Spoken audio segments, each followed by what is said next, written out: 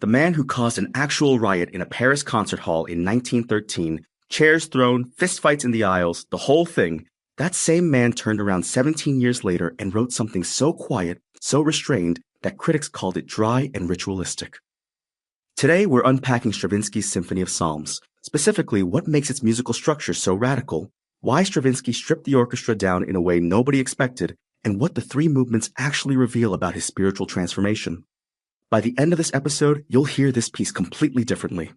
Joining me to break it all down is someone who's gone deep into the scholarship on this work. So let's start with the moment this piece was born, because the origin story is actually kind of funny. Serge Koussevitzky, who was both the conductor of the Boston Symphony Orchestra and Stravinsky's publisher, asked him to write something popular for the orchestra's 50th anniversary. No chorus, just orchestra.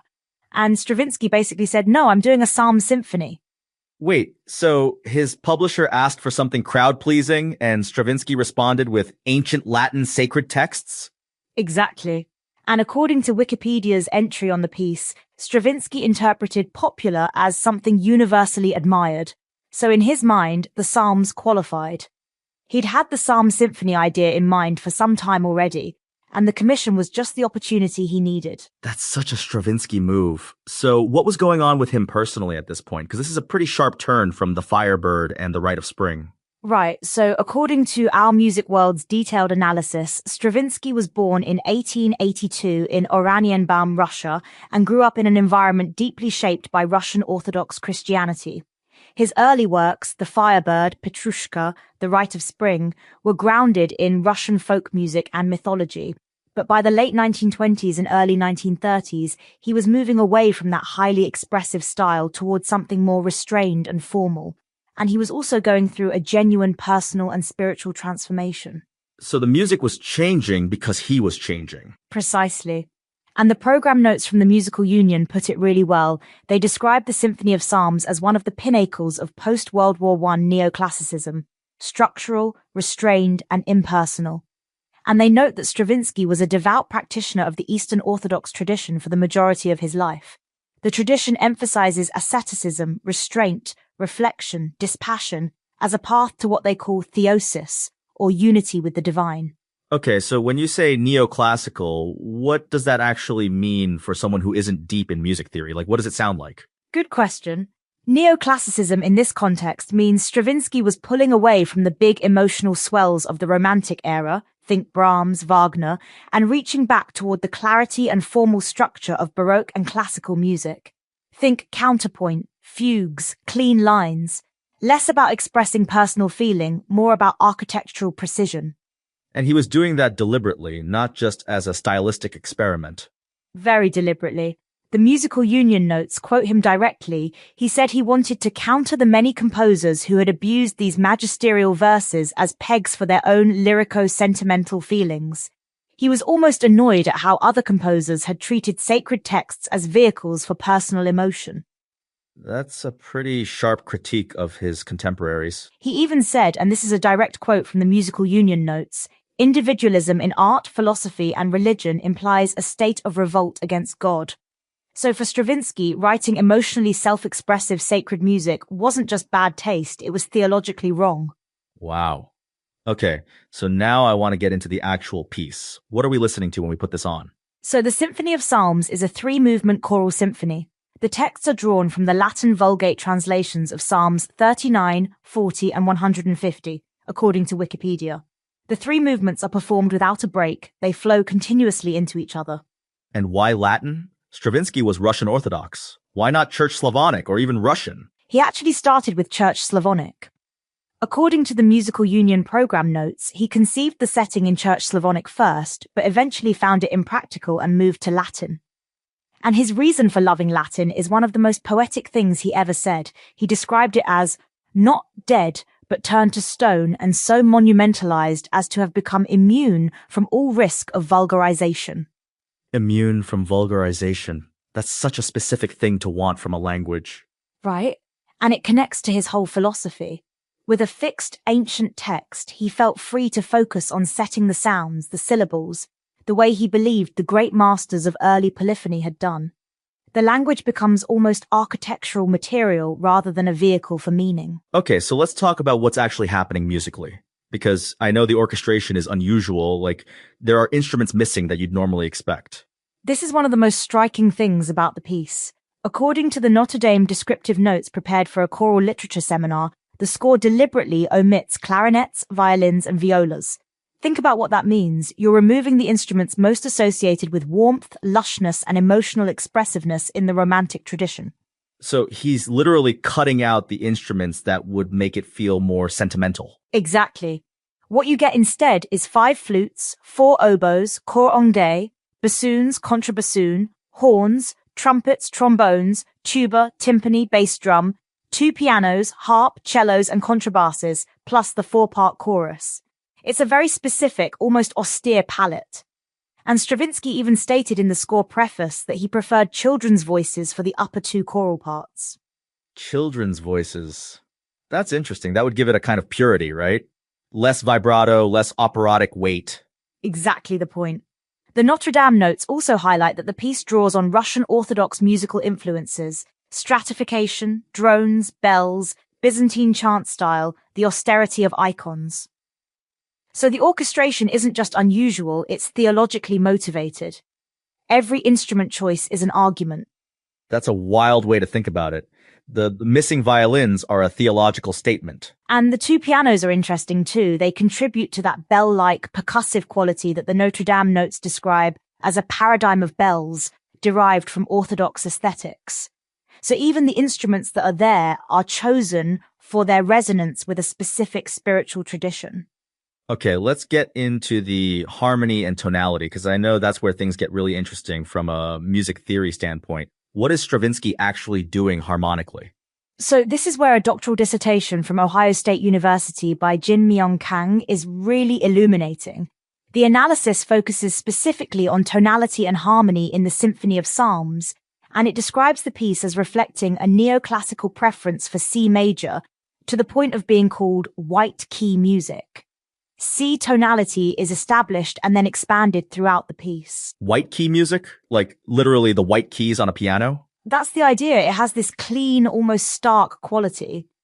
But then Stravinsky layers in bitonality and polytonality, meaning he's playing in multiple keys simultaneously, which, according to the Ohio State analysis, destroys the traditional concept of tonality that relies upon single tonality. So you have this tension between the clarity of C major and these destabilizing harmonic layers on top of it. So it's not just simple or plain, it's deceptively complex. Exactly. The Ohio State analysis describes it as Stravinsky making a transition from the one-dimensional world of traditional music to a more multi-dimensional structure. And he does this through things like polychords, chords that exclude the third, harmonies that undergo sudden transition. It's a very specific kind of complexity, not emotional complexity, but structural complexity. And what about the octatonic scale? I've seen that mentioned in connection with this piece. Right, so Wikipedia notes that like many of Stravinsky's other works, including Petrushka and The Rite of Spring, the Symphony of Psalms occasionally employs the octatonic scale, which alternates whole steps and half steps. The longest stretch of it is 11 bars between rehearsal numbers 4 and 6 in the first movement. It's a scale that creates this ambiguous, slightly unsettled feeling, neither fully major nor minor. So there's a through line from his earlier, more explosive works into this one. It's not a complete break. Not at all. The tools are similar, but the intention is completely different. And Stravinsky himself identified the harmonic root of the entire symphony. According to Wikipedia, he said it's the sequences of 2 minor thirds joined by a major third, derived from the trumpet harp motive at the beginning of the Allegro in Psalm 150. So the whole piece grows out of this one small intervallic cell. That's kind of beautiful. This massive, complex work, all traceable back to one tiny musical idea. It's very Stravinsky, and it connects to the structural logic of the piece overall.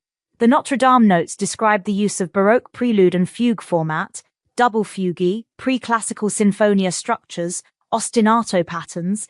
He's reaching back into musical history the same way he's reaching back into ancient texts. Let's talk about the 3 movements specifically, because I think that's where the spiritual arc becomes really clear. So the Musical Union program notes offer a really compelling reading of the 3 movements as a spiritual journey. The first movement is described as one of supplication, The melody is conjunct, highly reminiscent of church chants. It's a plea. And the second movement? The second movement features what the musical union notes call an exquisite double fugue on the text, I waited for the Lord. And then the prayers are answered, a new song is placed, in the Latin phrase, inos meum, meaning into my mouth. So there's this moment of divine response built into the musical structure. And the third movement is the Alleluia. Exactly. Stravinsky himself described the Alleluia of the third movement as being that new song, the one placed into the mouth in the second movement.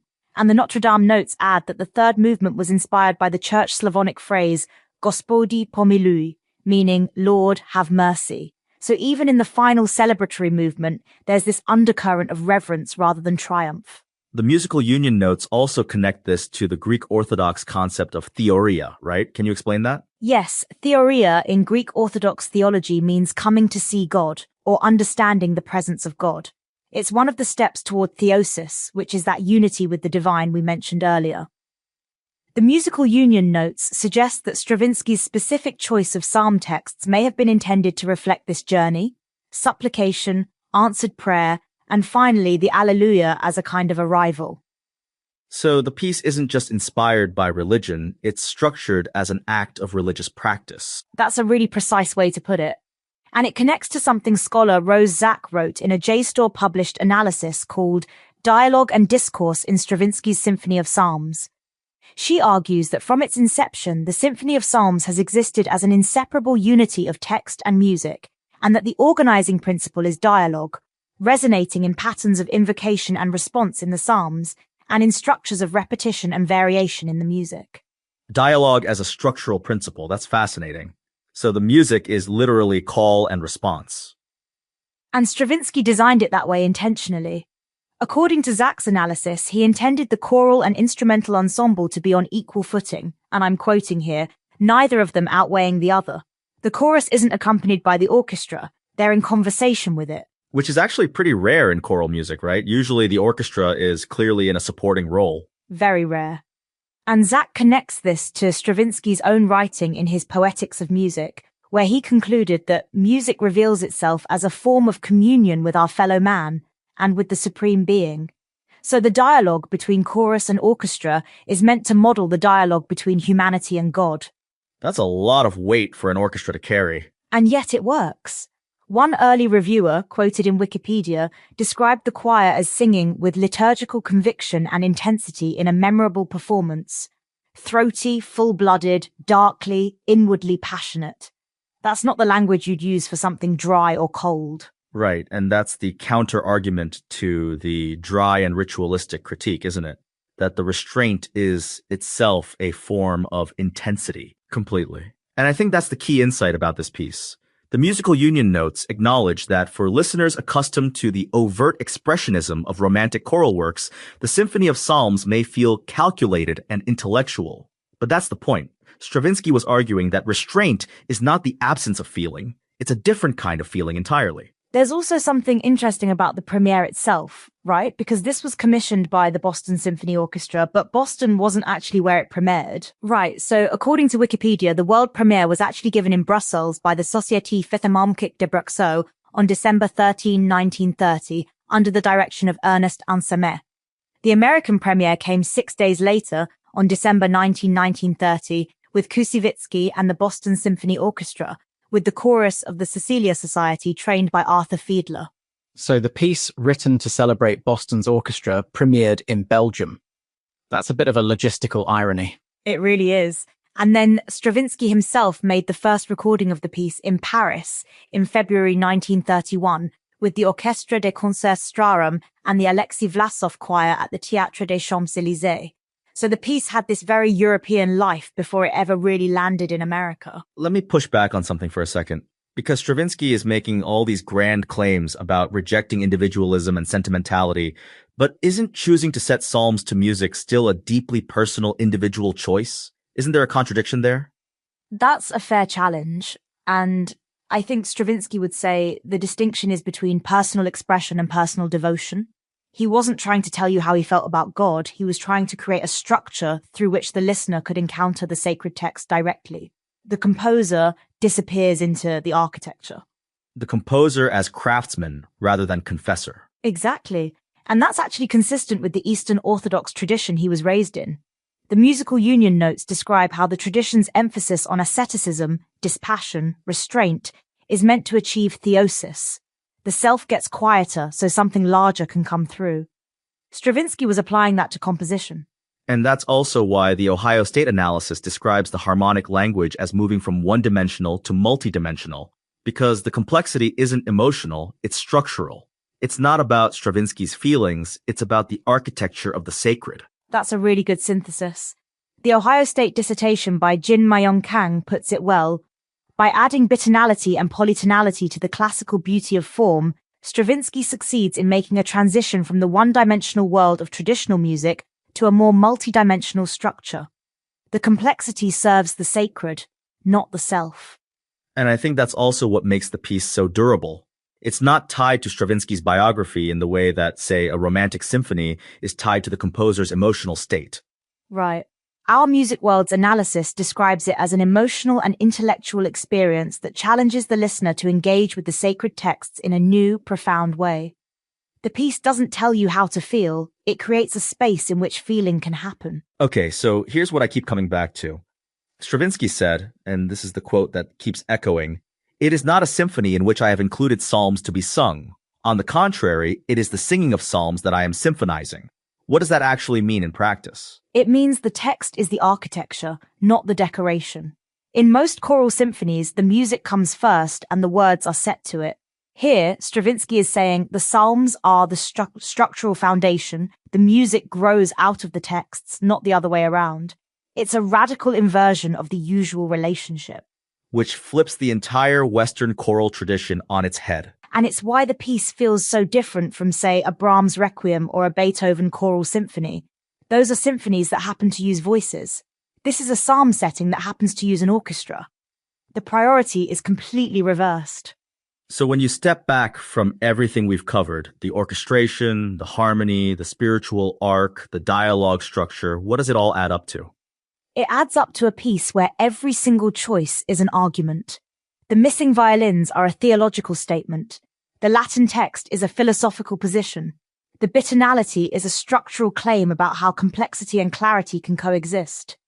Stravinsky wasn't just writing music, he was building a case for what sacred music should be. And the case he was building was against sentimentality, against individualism, against the idea that sacred music should be about the composer's feelings. Exactly. And what's remarkable is that the result isn't cold or distant. That early reviewer's description of the choir singing with liturgical conviction and intensity tells you that the restraint doesn't kill the feeling. It focuses it, like light through a lens. Here's what I think is the most actionable takeaway from all of this. The next time you listen to the Symphony of Psalms, or honestly, any piece of music, ask yourself, whose feelings is this music about? The composer's or yours?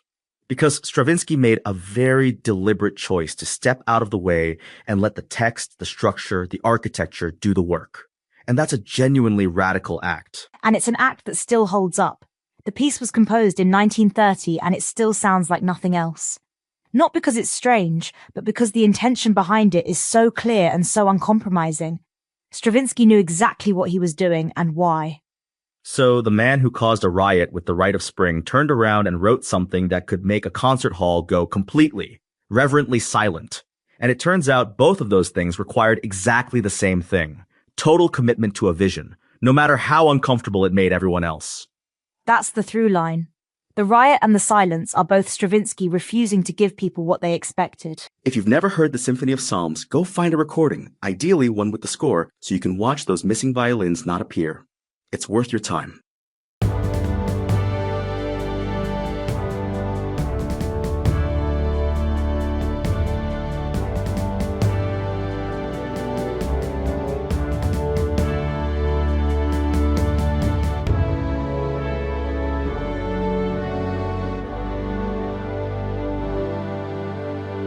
Hello everyone, if you're loving what you're hearing and want to lend a hand, you can drop us a little tip, just $1, $2 or $5 through our special PayPal QR code. It's really simple and your support means the world to us. Thanks a bunch for being such awesome listeners. Feel free to let me know if that's more to your liking.